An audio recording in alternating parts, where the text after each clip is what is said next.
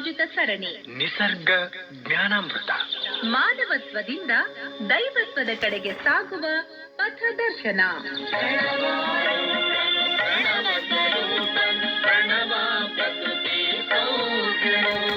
ಪ್ರಾಯೋಜಕರು ವೈದ್ಯ ಸಂಗಣ್ಣ ಯೋಗ ಮತ್ತು ನಿಸರ್ಗೋಪಚಾರ ಕೇಂದ್ರ, ಶ್ರೀ ಗುರು ಬಸವ ಮಹಾಮನೆ, ಮನಗುಂಡಿ, ಧಾರವಾಡ.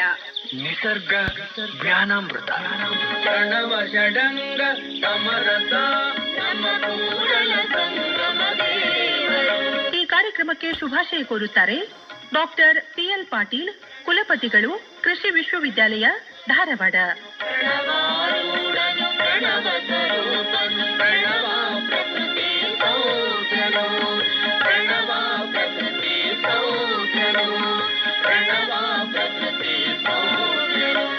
ಆತ್ಮೀಯ ಕೇಳುಗರೆ, ನಿಸರ್ಗ ಜ್ಞಾನಾಮೃತ, ಮಾನವತ್ವದಿಂದ ದೈವತ್ವದೆಡೆಗೆ ಸಾಗುವ ಪಥದರ್ಶನ ಕಾರ್ಯಕ್ರಮ ಸರಣಿಗೆ ನಿಮ್ಮೆಲ್ಲರನ್ನ ಪ್ರೀತಿಯಿಂದ ಸ್ವಾಗತಿಸ್ತಾ ಇದ್ದೀನಿ. ನಮ್ ಜೊತೆ ಸ್ಟುಡಿಯೋದೊಳಗ ಧಾರವಾಡದ ಮನಗುಂಡಿಯ ವೈದ್ಯ ಸಂಗಣ್ಣ ಯೋಗ ಮತ್ತು ನಿಸರ್ಗೋಪಚಾರ ಕೇಂದ್ರ, ಶ್ರೀ ಗುರು ಬಸವ ಮಹಾಮನೆಯ ಶ್ರೀ ಬಸವಾನಂದ ಸ್ವಾಮೀಜಿಯವರಿದ್ದಾರೆ. ನಮಸ್ಕಾರ ಸ್ವಾಮೀಜಿ. ನಮಸ್ಕಾರ ಮೇಡಮ್.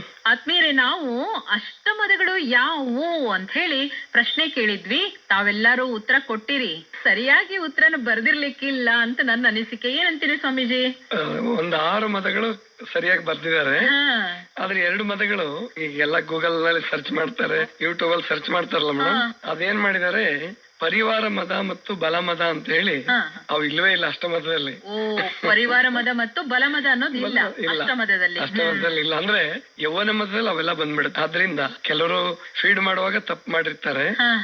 ಇದು ಶಾಸ್ತ್ರೋಕ್ತವಾಗಿ ಅಥವಾ ವಚನಗಳಲ್ಲಿ ಪ್ರಸ್ತಾಪ ಆಗಿರೋ ಹಾಗೆ ನಾವು ತಿಳ್ಕೊಳ್ಳೋಣ. ಅಷ್ಟಮದಗಳು ಯಾವುವು ಅಂತ ಹೇಳಿ ಹಂಗಂದ್ರೆ ಇವತ್ತು ನಿಮ್ಮಿಂದ ತಿಳ್ಕೊಂಡ್ ಬಿಡ್ತೀವಿ ನಾವು. ನಾವು ಕಳೆದ ಸಂಚಿಕೆಯಲ್ಲಿ ಅಷ್ಟ ಮದಗಳು ಅಂತ ಅಷ್ಟೇ ಪ್ರಸ್ತಾಪ ಮಾಡಿದ್ವಿ. ಪ್ರಶ್ನೆನೂ ಕೇಳಿದ್ದೆ, ಸ್ವಲ್ಪ ಹುಡುಕಿ ಎಲ್ರೂ ಸಾಹಸ ಮಾಡ್ಲಿ, ಆ ಪ್ರಶ್ನೆನೆ ಕೊಟ್ಟಿದ್ದೆ. ಇವಾಗ ಅಷ್ಟಮದಗಳು ಯಾವ್ಯಾವ್ದು ಅಂತ ತಿಳ್ಕೊಂಡ್ಬಿಡೋಣ. ಆಮೇಲೆ ಒಂದನ್ನೇ ವಿವರವಾಗಿ ನೋಡಬಹುದು. ಮೊದಲನೇದು ಕುಲಮದ. ಕುಲಮದ ಅಂತಂದ್ರೆ ಗೊತ್ತಾಗುತ್ತೆ, ಕುಲ ಅಂದ್ರೆ ಗುಂಪು ಅಂತ ಅರ್ಥ.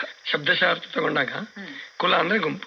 ಆ ಗುಂಪೇನೆ ಬೇರೆ ಬೇರೆ ರೂಪದಲ್ಲಿ, ಜಾತಿಯ ರೂಪದಲ್ಲಿ ಇರ್ಬೋದು, ವರ್ಣ, ವರ್ಗ, ರಾಷ್ಟ್ರ, ಯಾವುದೇ ರೂಪದಲ್ಲಿ ಬಂದ್ರೂ ನಮ್ಮ ಕುಲ ಶ್ರೇಷ್ಠ, ನಮ್ಮ ಜಾತಿ ಶ್ರೇಷ್ಠ, ನಮ್ಮ ರಾಷ್ಟ್ರ ಶ್ರೇಷ್ಠ ಅಂತ ತಿಳ್ಕೊಂಡು ಇನ್ನೊಬ್ಬರಿಗೆ ನಾವು ತೊಂದರೆ ಕೊಟ್ರೆ ಅದು ಕುಲಮದ. ಮದ ಯಾವಾಗ್ಲೂ ಏನ್ ಮಾಡುತ್ತೆ ಅಂದ್ರೆ ಇನ್ನೊಬ್ರಿಗೆ ತೊಂದರೆ ಕೊಡುತ್ತೆ, ನನ್ನನ್ನ ಸತ್ಯ ತಿಳಿಲಾರ್ದಂಗ್ ಮಾಡ್ಬಿಡುತ್ತೆ. ಮದ ಇದ್ದಲ್ಲಿ ಇನ್ನೊಂದು ಒಳ್ಳೆ ಉದಾಹರಣೆ ನಿಮಗೆ ಕೊಡ್ಬೇಕಂದ್ರೆ, ಈ ಉದ್ದನ್ನ ನೀವು ಬಳಸುವಾಗ ಅದ್ ಸ್ವಲ್ಪ ಮದ ಇರುತ್ತೆ ಅಂತ ಹೇಳ್ತೀವಿ. ಅದೇ ಹೆಸರು ಅದು ಮದ ಇರಂಗಿಲ್ಲ, ಅದ್ ರುಚಿ ಬಹಳ. ಯಾವ್ದ್ ಮದ ಇರಂಗಿಲ್ವೋ ಅದ್ ರುಚಿ ಬಹಳ. ಮದ ಇರ್ತದಲ್ಲ ಸ್ವಲ್ಪ ರುಚಿ ಕಡಿಮೆ. ಹಂಗೆ ಅದು ಜೀವನದೊಳಗನು ಹಾಗೆ ಇರ್ಬೋದು ಅಂತ ನಮ್ಮ ನಡೆ ನುಡಿಗಳಲ್ಲಿ, ಬರೀ ಆಹಾರದೊಳಗಷ್ಟೇ ಅಲ್ಲ ಅಂತ. ಅದ್ರ ಮೇಲೆ ಮದ ಅನ್ನೋ ಶಬ್ದ ಅಂದ್ರೆ ಮದ ಜೀವಿ, ಅಂದ್ರೆ ಮದ ಇದ್ದವನು ಅವನು ಬೇರೆಯವರಿಗೆ ಸುಖ ಕೊಡ್ಲಾರ, ಇತರರಿಗೆ ಸ್ವಲ್ಪ ತೊಂದರೆನೆ ಆಗ್ಬೋದು. ಇವತ್ತು ದೊಡ್ಡ ದೊಡ್ಡ ಸರ್ವಾಧಿಕಾರಿಗಳು ಏನಿದಾರಲ್ಲ, ಅವ್ರಿಗೆ ಯಾವುದೇ ಹೆಸರಿನಲ್ಲಿ ಅಹಂಕಾರವನ್ನು ಬೆಳೆಸ್ಕೊಂಡ್ರು ಕೂಡ ಅದು ಇನ್ನೊಬ್ರಿಗೆ ತೊಂದರೆ ಆಗತ್ತೆ. ಅದಕ್ಕೆ ನಮ್ಮವ್ರು ಏನ್ ಹೇಳಿದ್ರಂದ್ರೆ ವಸುಧೈವ ಕುಟುಂಬಕಂ ಅಂತ ಹೇಳ್ಬಿಟ್ಟು, ಇಡೀ ಭೂಮಿನೇ ನೀನ್ ಕುಟುಂಬ ಅಂತ ತಿಳ್ಕೊಬೇಕಪ್ಪ. ಜ್ಞಾನಿ ಆದವನು, ಋಷಿ ಆದವನು, ಶರಣನಾದವನು. ಅದ ಬಸವಣ್ಣವರು ಹೇಳ್ತಾರೆ, ಮರ್ತ್ಯಲೋಕದ ಮಹಾಮನೆ. ಈ ಮರ್ತ್ಯಲೋಕ ಅಂದ್ರೆ ಭೂಲೋಕ, ಇದೇ ಒಂದು ಮಹಾಮನೆ, ಇದು ಪರಮಾತ್ಮನ ಮಹಾಮನೆ. ಆವಾಗ ಕುಲಮದ ಬರಲ್ಲ.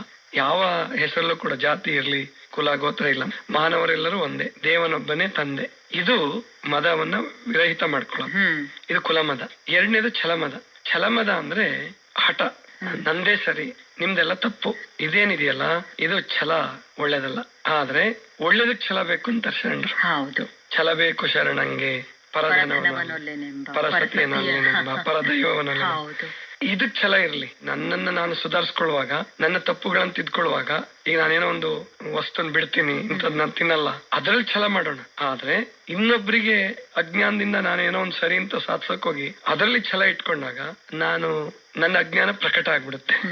ಅದ್ರ ಜೊತೆಗೆ ನಮ್ಮನ್ನೇ ನಾವು ಹೀಯಾಳಿಸ್ಕೊಂಡಂಗೆ ಇದು. ಹೌದು, ಜೊತೆಗೆ ಮಾನಸಿಕವಾಗಿ ನಾವು ಖುಷಿಯಿಂದ ಇರ್ಲಿಕ್ಕೆ ಸಾಧ್ಯನೇ ಇಲ್ಲ. ಆಮೇಲೆ ಬೇರೆಯವರು ಸುಮ್ಮನೆ ಆಗ್ಬೋದು. ಈಗ ನಾನು ಅಧಿಕಾರದಿಂದ ದೊಡ್ಡವನಿದ್ದೆ, ಅವಾಗೇನು ಪ್ರಶ್ನೆ ಮಾಡ್ಲಿಕ್ಕಿಲ್ಲ ಯಾರನ್ನು. ನೀವ್ ಹೇಳಿದ ಸರಿ, ಅದಕ್ಕೆ ಸರ್ವಜ್ಞ ಅಂತ ಹೇಳ್ತಾನೆ ಹೇಳ್ತಾನೆ, ಕೋಡಗಲ್ಲ ಮೇಲೆ ಹಾರಬಹುದೆಂದರೆ ಹಾರಬಹುದು ಅನ್ಬೇಕಂತ, ಕಲ್ಲಿನ ಬಂಡೆಯ ಮೇಲೆ ಬೆಳಿಬಹುದು ಅಂತ ಹೇಳ್ಬೇಕು. ಅಂದ್ರೆ ಇದು ಛಲಮದ.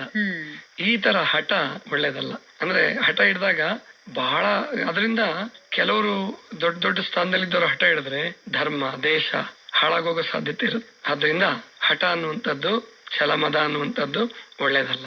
ಇನ್ನು ಮೂರನೇದು ಧನಮದ. ಇದು ಎಲ್ರಿಗೂ ಪರಿಚಿತ. ಇದು ದುಡ್ಡು ಬಂದಂಗೆ ಜಾಸ್ತಿ ಆಗ್ತಾ ಹೋಗುತ್ತೆ. ಆಮೇಲೆ ದಾಹನು ಜಾಸ್ತಿ ಆಗುತ್ತೆ, ಮದನು ಜಾಸ್ತಿ ಆಗುತ್ತೆ. ಧನ ದಾಹ, ಧನ ಮದ ಇದೇನಿದೆಯಲ್ಲ ಮನುಷ್ಯನನ್ನ ತುಂಬಾ ದುಃಖಿಯನ್ನಾಗಿ ಮಾಡುತ್ತೆ. ಇವತ್ತು ಪ್ರಪಂಚದಲ್ಲಿ ಈ ಮಾನಸಿಕ ಸಮಸ್ಯೆಗಳು, ಒತ್ತಡ, ಸ್ಟ್ರೆಸ್, ಟೆನ್ಷನ್, ಡಿಪ್ರೆಷನ್ ಯಾಕಪ್ಪ ಅಂತಂದ್ರೆ ಹಣದಿಂದ ಬಿದ್ದ್ಬಿಟ್ಟಿದೀವಿ. ಇದು ಧನಮದ. ಆಮೇಲೆ 4ನೇದು ಯೌವನ ಮದ. ಟೀನೇಜ್ ಅಲ್ಲಿ ಶುರುವಾಗುತ್ತೆ ಇದು.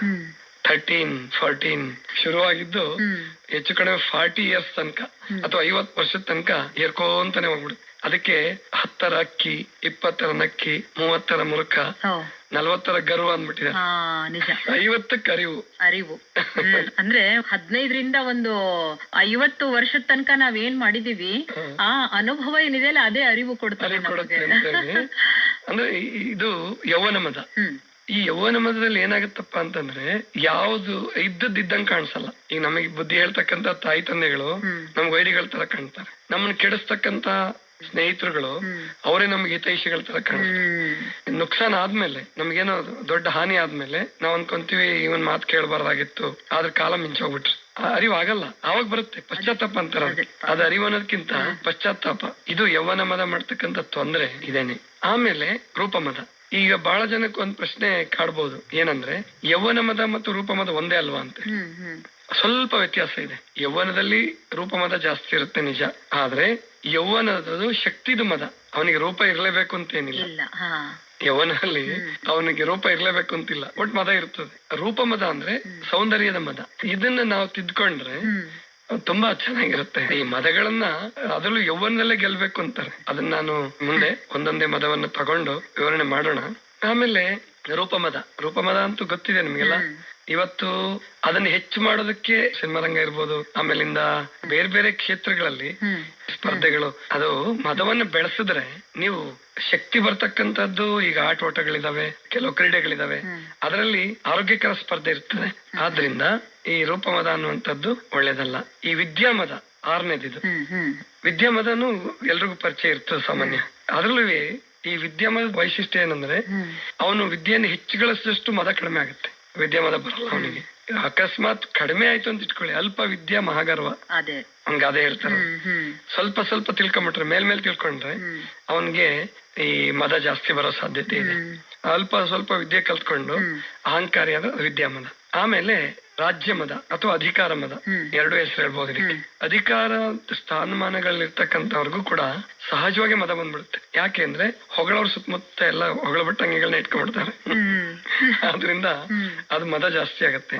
ಕೊನೆಯದು ತಪೋಮದ. ನೋಡಿ ಹೆಂಗಿದೆ, 7 ಮದಗಳನ್ನು ಜಯಿಸಬಹುದು. ಎಲ್ಲವನ್ನೂ ಬಿಟ್ಟು ತಪಸ್ಸಿಗೆ ಬಂದಾಗ ಅವನಿಗೆ ತಪೋಮದ ಬರ್ತದೆ. ಹೆಂಗ್ ಬರ್ತದೆ ತಪೋಮದ?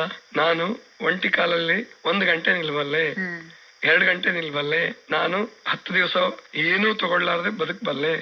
ಇದೆಯಲ್ಲ, ಇದು ತಪೋಮದ.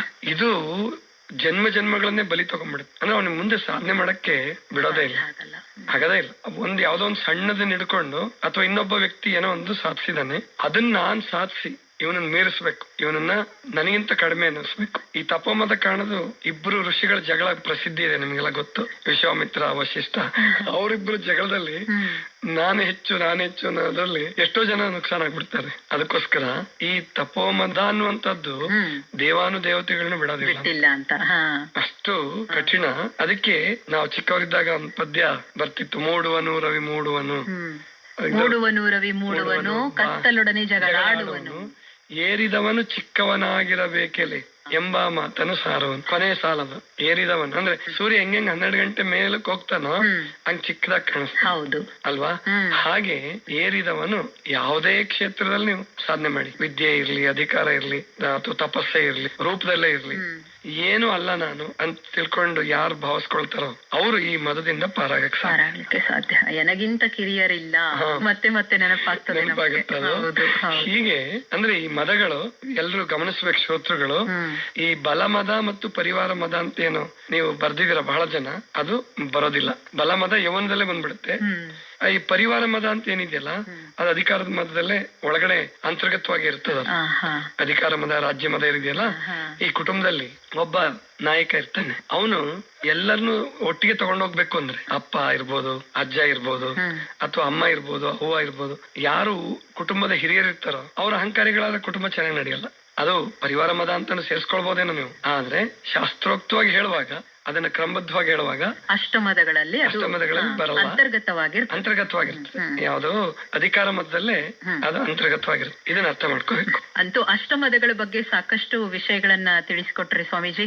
ಕೇಳುಗರೆ, ಪ್ರಶ್ನೆಗೆ ಸರಿಯಾಗಿ ಉತ್ತರಿಸಿ ಬಹುಮಾನವನ್ನು ಗಳಿಸಿದವರು ಯಾರು ಅಂತ ಹೇಳಿ ತಿಳ್ಕೊಳ್ಳೋ ಸಮಯ ಈಗ. ಜೊತೆಗೆ ಈ ವಾರದ ಪ್ರಶ್ನೆಯನ್ನ ಮೊದಲು ಬರ್ಕೊಳ್ರಿ, ನಂತರ ಮತ್ತೆ ವಿಜೇತರ ಹೆಸರುಗಳನ್ನ ಕೇಳೋಣಂತೆ. ನಮಸ್ಕಾರ. ನಮಸ್ಕಾರ. ಈ ವಾರದ ಪ್ರಶ್ನೆ: ತಪೋಮದಕ್ಕೆ ಹೆಸರುವಾಸಿಯಾದಂತಹ 2 ತಪಸ್ವಿಗಳ ಹೆಸರುಗಳನ್ನು ತಿಳಿಸಿರಿ. ಪ್ರಶ್ನೆ ಇನ್ನೊಮ್ಮೆ: ತಪೋಮದಕ್ಕೆ ಹೆಸರುವಾಸಿಯಾದಂಥ 2 ತಪಸ್ವಿಗಳ ಹೆಸರುಗಳನ್ನು ತಿಳಿಸಿರಿ. ತಮ್ಮ ಉತ್ತರಗಳನ್ನು ಕಳಿಸಲು ವಿಳಾಸ: ಶ್ರೀ ಗುರು ಬಸವ ಮಹಾಮನೆ, ಚನ್ನಯ್ಯನಗಿರಿ, ಮನಗುಂಡಿ, ಧಾರವಾಡ. ಪೋಸ್ಟ್ ಬಾಕ್ಸ್ ಸಂಖ್ಯೆ 1, ಪಿನ್ ಕೋಡ್ ನಂಬರ್ 580007. ತಮ್ಮ ಉತ್ತರಗಳನ್ನು ವಾಟ್ಸ್ಆಪ್ ಸಂಖ್ಯೆ ಮೂಲಕವೂ ಕಳಿಸಬಹುದು. ಸಂಖ್ಯೆ 8073979683. ಕೇಳುಗರೆ, 8ನೇ ಸಂಚಿಕೆಯ ಪ್ರಶ್ನೆ: ಭರ್ತೃ ಋಷಿ ಬರೆದಂತಹ 3 ಶತಕಗಳನ್ನು ಹೆಸರಿಸಿರಿ.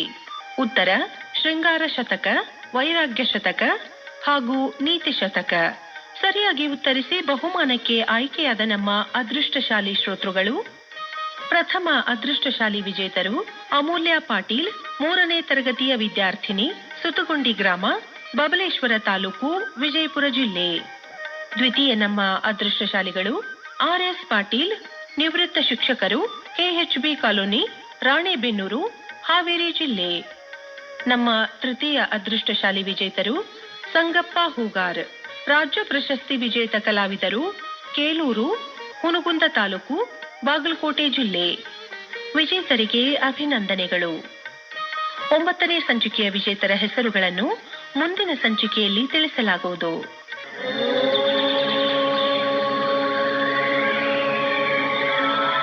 ಇದುವರೆಗೆ ಶ್ರೀ ಗುರು ಬಸವ ಮಹಾಮನೆ ನಿಸರ್ಗ ಜ್ಞಾನಾಮೃತ, ಮಾನವತ್ವದಿಂದ ದೈವತ್ವದ ಕಡೆಗೆ ಸಾಗುವ ಪಥದರ್ಶನ ವಿಶೇಷ ಪ್ರಾಯೋಜಿತ ಸರಣಿ ಕಾರ್ಯಕ್ರಮ ಪ್ರಸಾರವಾಯಿತು. ಭಾಗವಹಿಸಿದ ತಜ್ಞರು ಶ್ರೀ ಬಸವಾನಂದ ಸ್ವಾಮಿಗಳು, ಶ್ರೀ ಗುರು ಬಸವ ಮಹಾಮನೆ, ಮನಗುಂಡಿ, ಧಾರವಾಡ.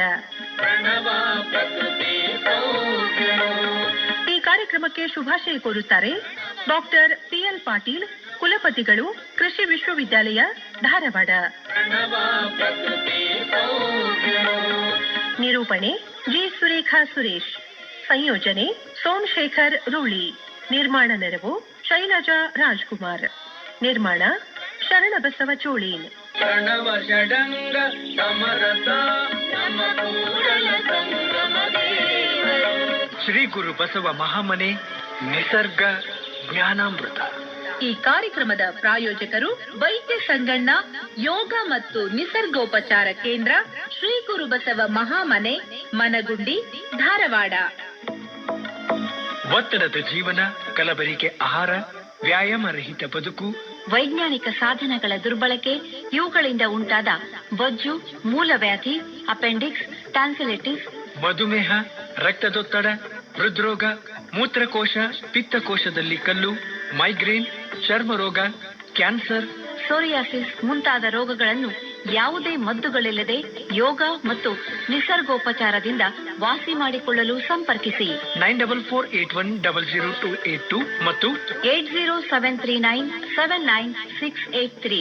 ಹೆಚ್ಚಿನ ಜ್ಞಾನಕ್ಕಾಗಿ ಮನಗುಂಡಿ ಆರೋಗ್ಯಶ್ರೀ ಯೂಟ್ಯೂಬ್ ಚಾನೆಲ್ಗೆ ಭೇಟಿ ಕೊಡಿ.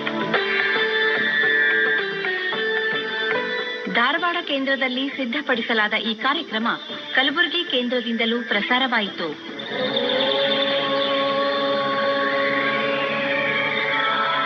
ಮತ್ತೆ ಮುಂದಿನ ಗುರುವಾರ ನಿಸರ್ಗ ಜ್ಞಾನಾಮೃತ.